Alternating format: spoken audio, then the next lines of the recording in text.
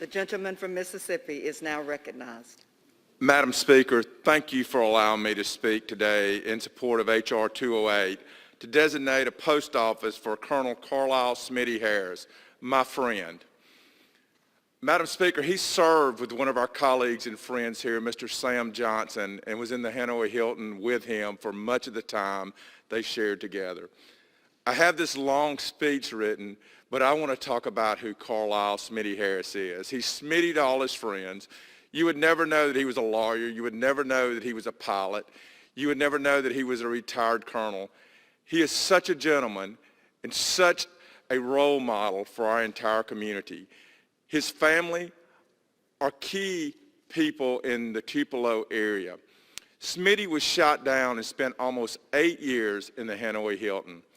During that time, he had learned many, many years ago from a sergeant about a tap code they used to communicate in World War II. And being one of the first 10 or 12 prisoners in the Hanoi Hilton, they would separate them so that they couldn't communicate. And Smitty taught this to all the other members when they came in so that they could communicate when they were separated and segregated as prisoners.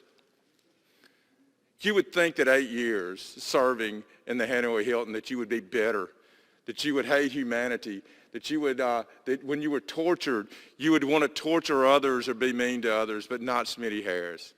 Colonel Harris is the gentleman of all gentlemen.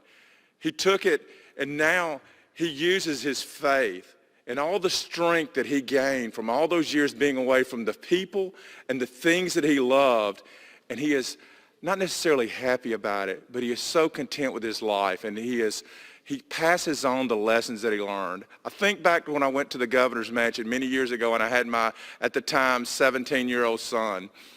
And Smitty spent about 2.5 hours on a tour bus with my son talking to him about life, about what it meant to be a man.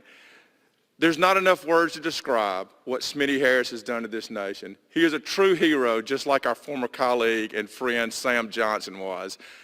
These guys gave their best to this nation during Vietnam War, during their captivities, but he continues to give to his community even today.